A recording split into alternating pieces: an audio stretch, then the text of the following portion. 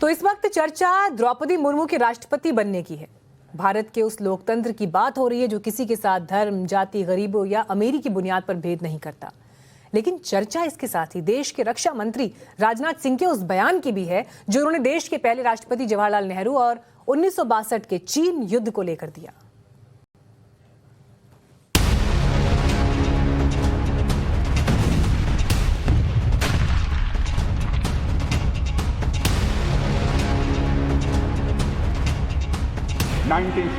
की अब मैं आपको याद दिलाना चाहता हूं, जिससे यह साफ हो गया था कि चीन के इरादे नेक नहीं हैं। और इसमें पंडित जवाहरलाल नेहरू हमारे भारत के प्रधानमंत्री थे।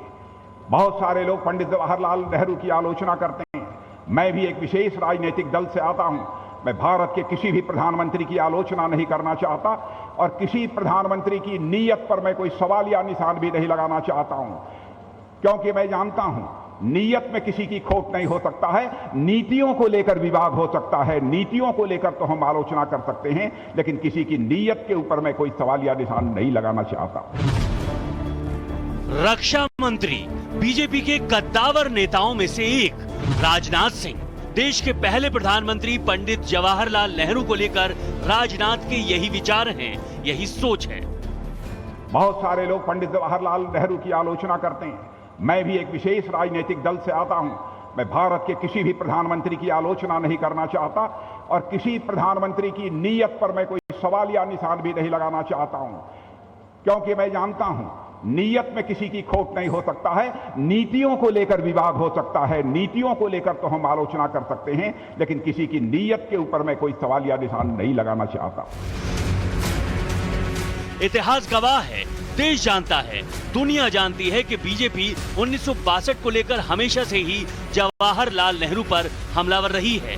1962 के चीन युद्ध का ठीकरा हमेशा से ही नेहरू के सिर फोड़ती रही है। इस मामले को इंटरनेशनलाइज करने वाले कांग्रेस ने ग्लोबल यूएन को लेके चले गए। कौन लेके गया? पढ़ने के बाद हमें मालूम होता है सर, हमारे देश के प्रधानमंत्री जी, जो फर्स्ट प्रधानमंत्री जी है पंडित जवाहरलाल नेहरू जी, इसको यूएन में लेके चले गए। क्यों? लेकिन राजनाथ सिंह ने अब जो कुछ कहा है वो बीजेपी के स्टैंड से अलग है। तो सवाल ये है कि आखिर राजनाथ सिंह के इस बयान के मतलब और मायने क्या हैं? आखिर उन्होंने ऐसा क्यों कहा? उन्हें ऐसा कहने की जरूरत क्यों पड़ी? क्या ये माना जाए कि राजनाथ सिंह ने कांग्रेस को बीजेपी के हमले का कार्ड दे दिया है?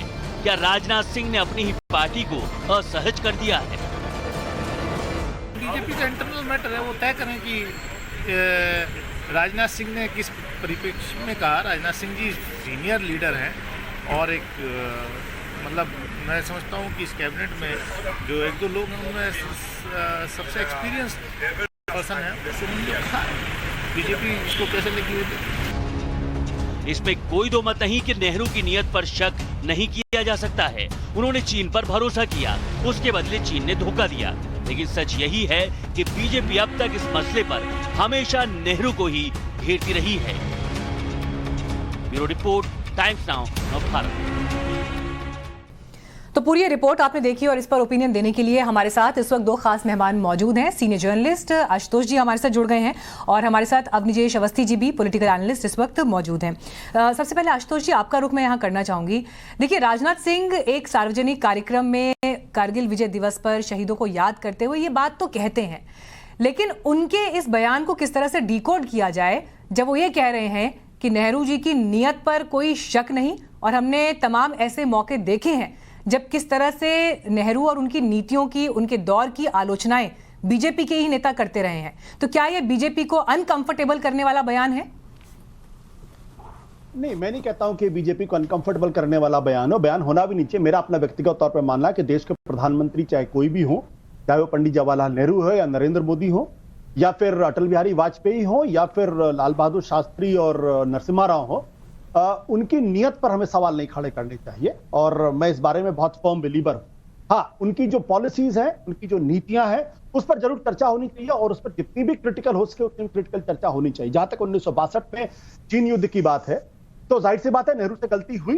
नेहरू ने चीन के ऊपर एक सीमा से ज्यादा भरोसा किया और उन्होंने जो युद्ध के दौरान जिस तरीके से सैन्य अधिकारियों को बदला, वो एक बहुत बहुत बड़ी कमी थी। लेकिन इसके आधार पर हम ये कहते कि नेहरू जी जो थे वो उनकी नियत बहुत खराब थी और वो देश के साथ कोई गद्दारी कर रहे थे या देशभक्त नहीं थे, वो कहना हमारे ख्याल से गलत होगा। और हमेशा जब तक इतिहास जिंदा है, जब तक भारत का लोकतंत्र जिंदा है, तब तक 1962 की लड़ाई के लिए नेहरू की आलोचना होगी, तीखी से तीखी आलोचना होगी। ये बात कांग्रेस पार्टी को भी समझनी पड़ेगी, ये बात नेहरू गांधी परिवार को भी समझनी पड़ेगी। लेकिन हम अब जब नेहरू की इंटेंशंस पर डाउट करने लगेंगे तो शायद देश को स्वीकार भी नहीं करेगा। और मुझे लगता है राजनाथ जी ने जो बात कही है उसका सम्मान होना चाहिए। पर आपको लगता है कि इंटेंशंस पर डाउट किया जाता रहा है? बहुत करीने से बड़ी बारीकी के साथ एक अफवाह के तौर पर इसको जरूर उनकी पूरी छवि को डिमोलिश करने की कोशिश की गई है। वो सिर्फ चीन के संदर्भ में नहीं बल्कि और बहुत सारी ऐसी चीजें हैं जिसके बहाने नेहरू की छवि को ध्वस्त करने की कोशिश की गई है और वो बात समझी भी जा सकती है।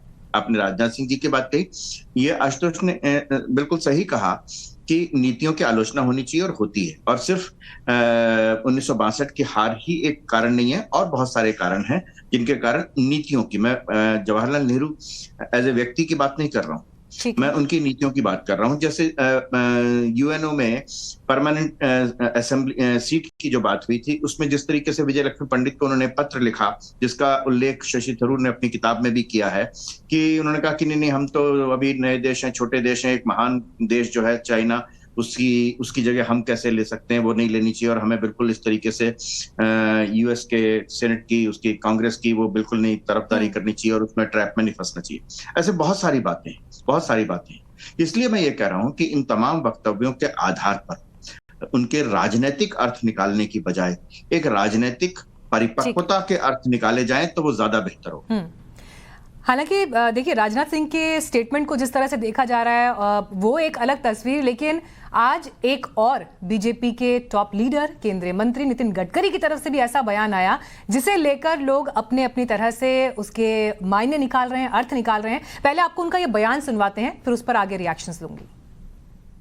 जुन्या काळामध्ये महात्मा गांधींपासून ज्या राजकीय परंपरेने कार्य झालं ते पॉलिटिक्स होतं, पण ते राष्ट्रकारण, समाजकारण, विकासकारण होतं। आणि आता जे आपण बघतो ते केवळ 100% सत्ता कारण बघतो। कहते हैं कि राजनीति और नेताओं की बातें सत्य की बुनियाद पर खड़ी नहीं होती, लेकिन सियासत का सबसे सधा हुआ सच कहा है देश के केंद्रीय मंत्री नितिन गडकरी। त्यामुळे politics is a true instrument of socio economic reform. सामाजिक आर्थिक परिवर्तनाचं राजकारण हे प्रभावी अंग आहे आणि म्हणून या राजकारणामध्ये राहत असताना शिक्षण क्षेत्र असेल, साहित्य, संस्कृती, कला, पर्यावरण या सगळ्या विषयाकरता काम केलं पाहिजे।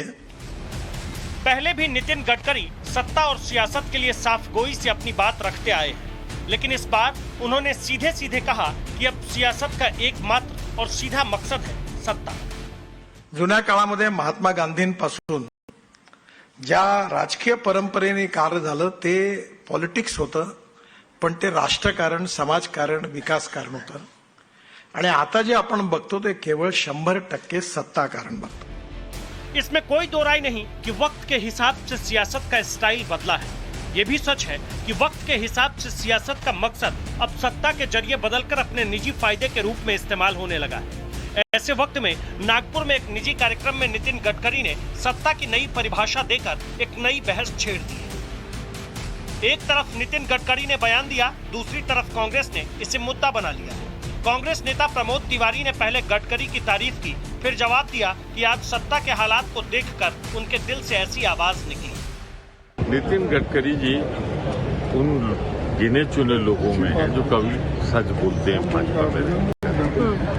जैसे लोग आज सत्ता में हैं, सरकार बना रखी है, उनको देखकर नितिन गडकरी जी की ये दिल की आवाज निकली।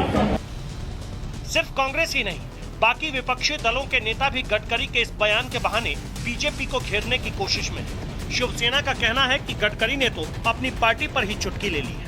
उन्होंने अपनी ही पार्टी के लिए कटाक्ष किया है, क्योंकि वो वाजपेयी जी के जमाने से उन्होंने राजनीति देखी है। वो उस राजनीति का हिस्सा रहे थे जिसने शिवसेना और भारतीय जनता पार्टी के साथ मिलकर काम किया था। वो देख रहे हैं क्या महाराष्ट्र में माहौल बना हुआ है, तो शायद ये जो टीका किया है वो उन्हीं के लिए, भारतीय जनता पार्टी के लिए। पता नहीं नितिन गडकरी ने इसी बहाने सिर्फ अपने मन की बात कही है या आज की तारीख में दिख रही सच्चाई, लेकिन इस बयान के पीछे कई सच छिपे हैं। ऐसा सच जिसे लेकर आज की तारीख में सार्वजनिक बातें बहुत कम होती हैं। Bureau report, Times Now, Navbharat. Ashutosh ji, आपका इस पर क्या ओपिनियन है? क्योंकि नितिन गडकरी को कम से कम हमने जितना सार्वजनिक जीवन में देखा है, बड़ी खुलकर वो बातें कहते हैं और अपनी ही सरकार या सिस्टम की आलोचना करने से भी वो पीछे नहीं हटे हैं। बीते कई समय में भी ऐसे तमाम उनके स्टेटमेंट्स मौजूद हैं। नितिन गडकरी जी को जितना मैं जानता हूं, हो सकता है कि उनके मन में कभी कभी आता है मैं राजनीति छोड़ दूं, जैसे कभी कभी मेरे मन में आता है कि मैं पत्रकारिता छोड़ दूं, बट क्या वाकई में मैं उसको प्रैक्टिकल या व्यवहारिक रूप में करना चाहता हूं, नहीं करने का अलग तरीके सवाल। लेकिन जो एक बात उन्होंने कही, उन्होंने कहा कि आज की तारीख में राजनीतिक लोग हैं 100% सत्ता से जुड़े रहना चाहते हैं।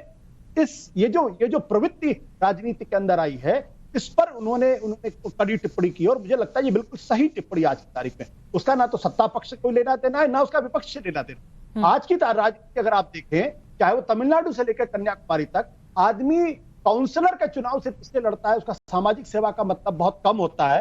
बेसिक चीज होती है कि अगर मैं काउंसलर बन जाऊंगा, एमएलए बन जाऊंगा, एमपी बन जाऊंगा, तो शायद कुछ मेरी जेब में भी आ जाएगा और शायद सत्ता का सुख मुझे मिलेगा, जो आज से 25-30 साल पहले शायद नहीं थी, जब बड़े बड़े नेता हुआ करते थे। और अगर लंबा कमिटमेंट नहीं होता तो मैं दावे के साथ कह सकता ना तो अटल बिहारी वाजपेयी जी 1996 तक प्रधानमंत्री बनने का इंतजार करते और ना ही राम मनोहर लोहिया कांग्रेस छोड़कर इसमें आते, जयप्रकाश नारायण राजनीति छोड़ के जाते।